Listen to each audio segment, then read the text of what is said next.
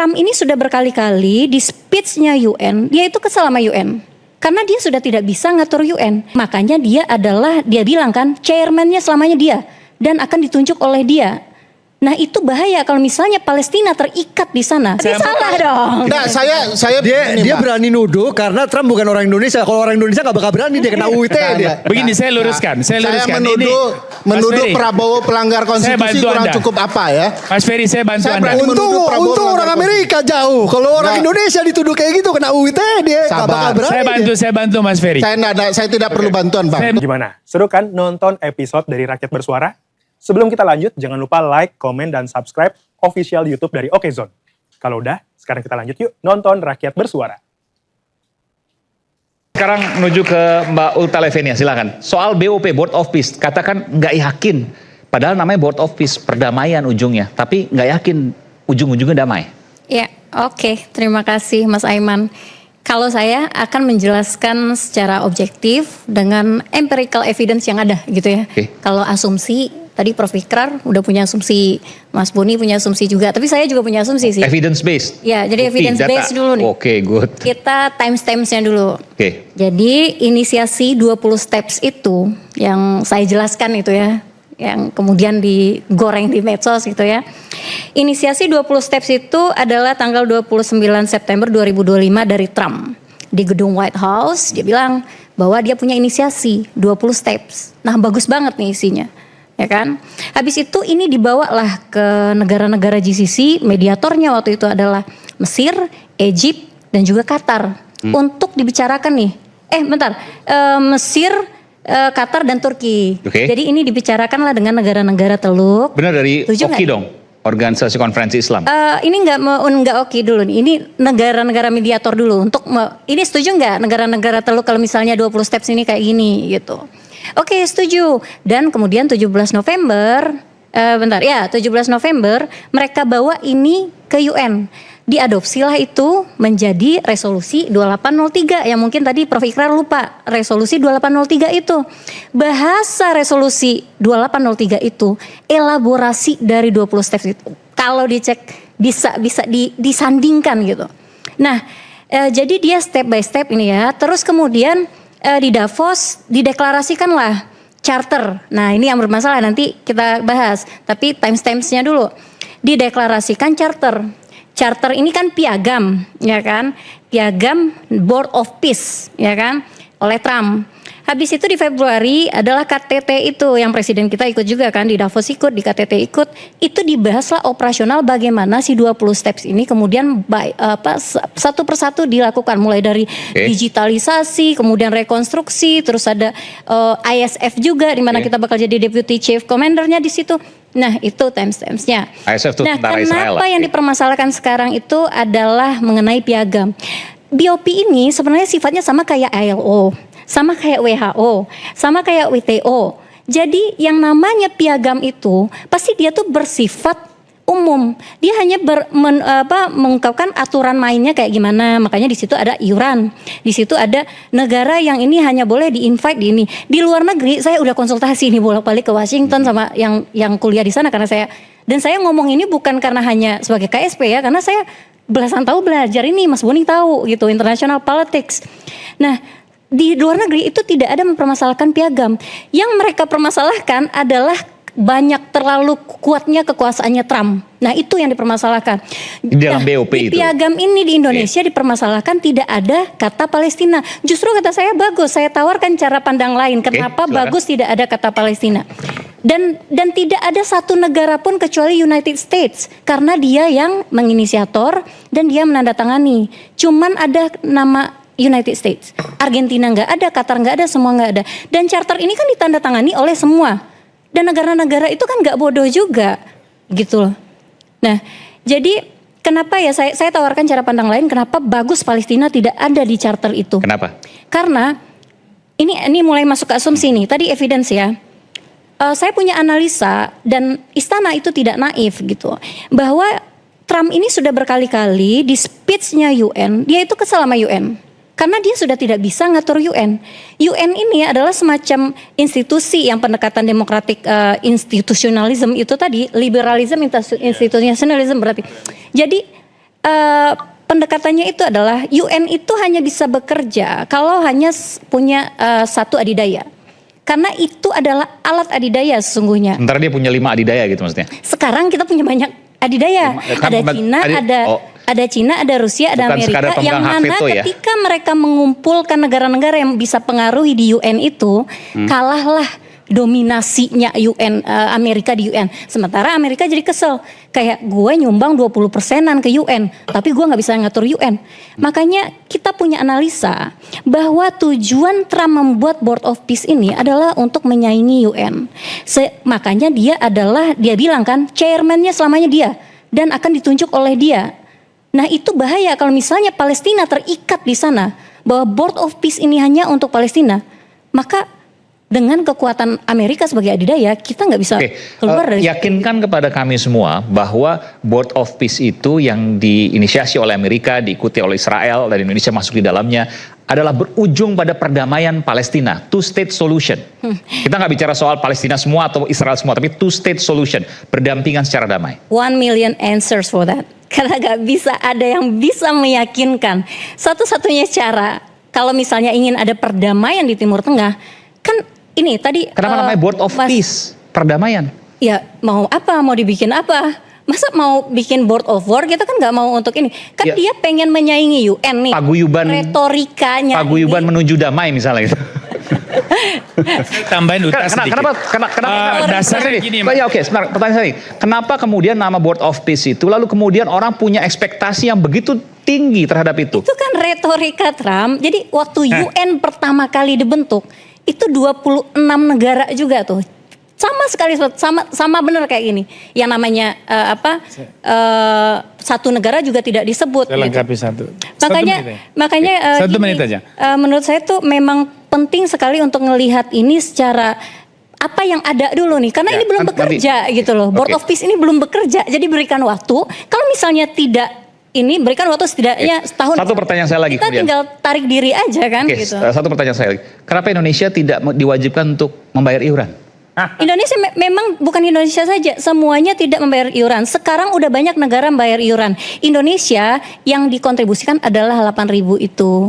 8.000 pasukan untuk ISR. Bukan iuran tapi 8.000 pasukan. 8.000 sampai sekarang kita tidak ada yang bayar 17T itu tidak ada sama sekali. Tapi harus ngirim 8.000. Tapi Saudi udah kirim. Amerika 10 miliar. Tapi harus ngirim 8.000 pasukan.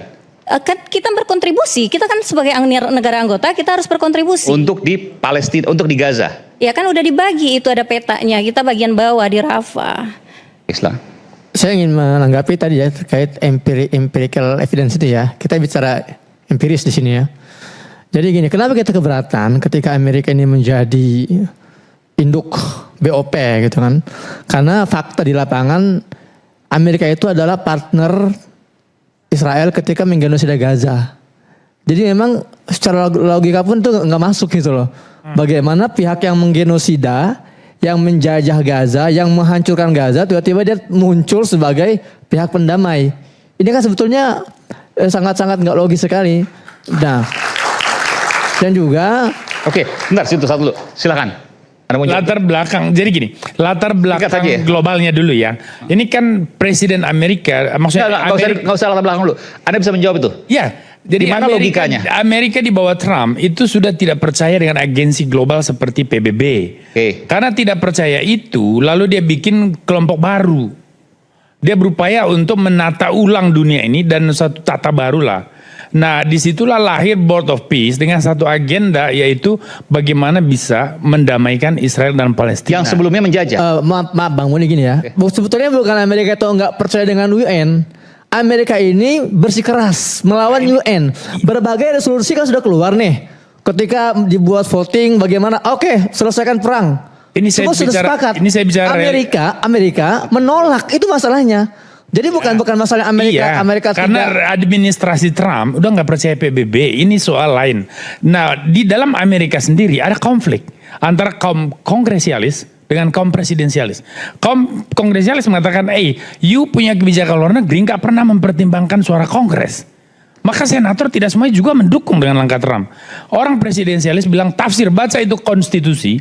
Di bagian awal jelas bahwa yang namanya perang itu ranah eksekutif. Oleh karena itu, karena hanya berfungsi konsultatif si Kongres, maka kami tidak perlu butuh pendapat saudara. Disitulah yang membuat pemerintahan Trump ini menjadi begitu agresif di luar. Di dalam negeri dia juga dibantah. Nah, memahami Trump dengan karakter macam ini, itu maksud saya kita bisa memahami lahirnya Board of Peace. Dan dari situlah nanti kita bisa lihat kenapa Indonesia mesti bergabung. Karena dinamika global yang makin tidak menentu dengan peran PBB dan agensi sejenisnya yang mulai melemah. Sementara dunia ini makin kacau, jadi harus ada tindakan. Nah, saya kira Indonesia di situ dipanggil untuk silakan mengambil posisi, karena tanpa mengambil posisi kita akan ruginya double-double. Nah, dalam konteks mengambil posisi itu lahirlah keputusan bergabung. Nah, tadi Uta mungkin nanti harus menjelaskan apa saja keuntungan-keuntungan yang diperoleh pemerintah oleh Indonesia dengan bergabung. Dan dalam hal mana kita tidak meninggalkan Palestina dan kita tidak mengutuk yang namanya kekejaman tentara Israel di Gaza kalau memang itu yang terjadi. Artinya bahwa kita tidak pernah berpihak pada satu kelompok, apalagi membenarkan genosida atau yang lain-lain. Nggak ada itu. Oke, Bung Ferry, Anda mau sampaikan sesuatu? Ya, sebelum berpikir secara politik dengan pendekatan ekonomi, dengan pendekatan pertahanan, yang paling penting apakah Presiden menggunakan pendekatan dan kepatuhan kepada konstitusi ketika dia berencana menandatangani piagam Board of Peace itu. Saya tidak melihat ada niat Presiden menjalankan perintah konstitusi. Ada dua setidak-tidaknya perintah konstitusi yang dia langgar. Pertama, cita-cita berkonstitusi. Jelas, eksplisit dalam preambulnya disebutkan bahwa kita ini terlibat dalam upaya perdamaian dunia yang abadi dan anti penjajahan. Kalau kita berdebat apakah kelakuan Amerika dan Israel bukan penjajah atau tidak, itu perdebatan yang tidak diperlukan. Karena semua orang merasa Israel melakukan penjajahan. Kedua, pendekatan tekstual di dalam Undang-Undang Dasar. Eksplisit disebutkan ada dua pendekatan yang perlu diperhatikan baik-baik.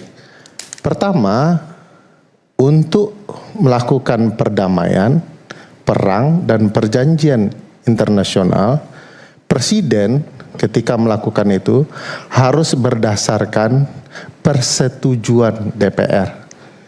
Pakai persetujuan untuk tiga hal itu.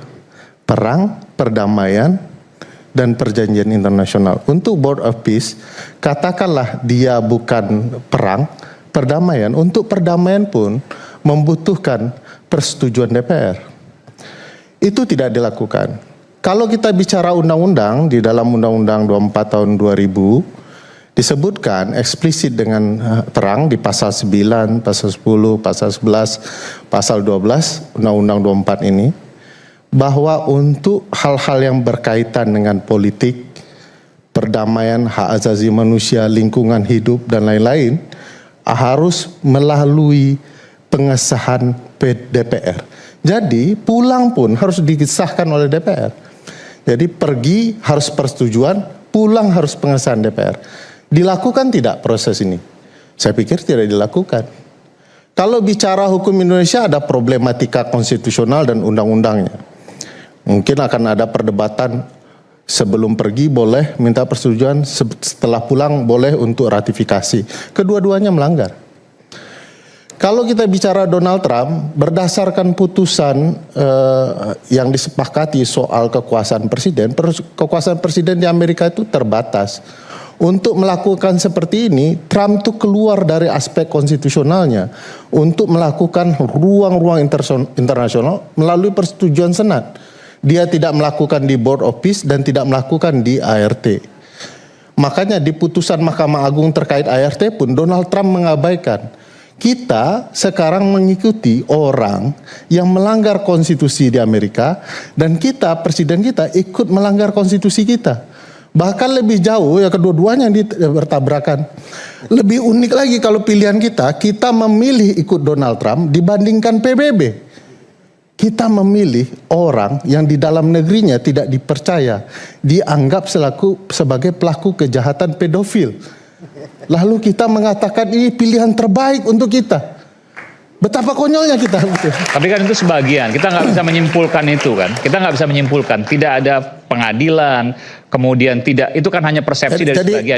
Jadi ini bukan persepsi. File, dokumen Epstein Files, Anda katakan. Epstein File itu Iya. konsep di dalam hukum Amerika setelah 30 tahun tertentu, file itu dibongkar. Jadi file ini dari aparat penegak hukum resmi. Tapi kan tidak menyebutkan dan menyimpulkan bahwa Trump bersalah dari dalam. Nah, saya bantah Mas Ferry. Belum sampai ke Mas sana. Ferry, Belum sampai sana, tetapi harus kita pahami ada file yang mendukung argumentasi. Sekarang kan presiden harus memilih. Bagi saya, memilihnya juga jangan memilih secara politik ansih. Tapi juga cara pandang sejarah konstitusional kita. Iya. Ibu bapak bangsa kita clear kalau soal Palestina. Sekarang mau mengkhianati ibu bapak bangsa kita dengan berbagai alasan. Ya. Nggak pernah dalam sejarah Indonesia memilih selain Palestina. Dan bagi saya itu pengkhianatan terbesar terhadap ibu dan bapak bangsa kita. Saya kira terlalu jauh kalau Bentar, kita saya boleh kesempatan ke... Oke. Oh ya. Nanti saya Ya, bilang. terima kasih. Jadi ini yang saya takutkan sebenarnya. Jadi saya tuh sangat berharap ada pendidikan geopolitik di Indonesia. Karena yang Anda mengatakan bahwa Bung Ferry nggak mendapat pendidikan geopolitik? Bukan. Bukan. Maksud saya adalah karena kenapa BOP ini menjadi bermasalah? Karena ada gap nih. Pak Prabowo itu sangat aktif di kancah internasional. Tapi banyak anak-anak ya muda dan penonton itu yang masih belum tahu ini arahnya kemana. Jadi ada nggak sambungan nih. Kalau Dan tadi saya sendiri teori-teori yang disampaikan oleh Bung Ferry, Anda mau jawab sesuatu? Itu bukan teori, itu ketentuan undang-undang dasar. Oke. Bukan saya yang ngomong, tapi pembuat undang-undang. Iya, Argumentasi lah. maksudnya adalah kadang permasalahan yang unpopular ini bahkan saya mengkritik pemerintah nih tentang komunikasi, ya kan?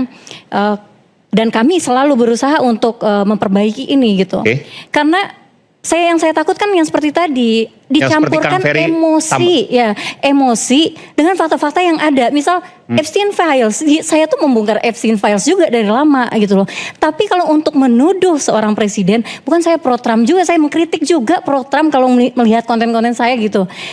Tapi kalau kita harus menuduh seperti itu kan kita harus hati-hati. Menuduh Trump Iya, terkait Mas apalagi Aiman, supaya yang mendorong diskusi Epstein kita Files tidak itu dibuka obskur ya, adalah tidak Trump kemana-mana. sendiri. Poin Epstein File itu saya itu. cabut. Tolong jelaskan soal pelanggaran konstitusinya kan saja. dicabut. Nah, ya itu kan? tadi yang Berarti saya- salah dong. Enggak, saya Dia Pak. berani nuduh karena Trump bukan orang Indonesia. Kalau orang Indonesia gak bakal berani dia kena UIT dia. Begini, saya luruskan. Saya Saya luruskan. menuduh Mas Ferry, Prabowo pelanggar konstitusi bantu kurang Anda. cukup apa ya? Mas Ferry, saya bantu Saya Anda. berani menuduh Prabowo Untung orang melanggar Amerika jauh. Kalau orang Nggak. Indonesia dituduh kayak gitu kena UIT dia gak Sabar. bakal berani. Saya bantu Mas Ferry. Saya tidak perlu bantuan Bang. Bentar, saya luruskan. Saya menjelaskan luruskan. begini. Oke. Begini, Pak, begini, tolong gini. diperhatikan Kita boleh saat dulu. lagi tetap bersama kami di Rakyat Bersuara. Kita akan lanjutkan nanti. Oke.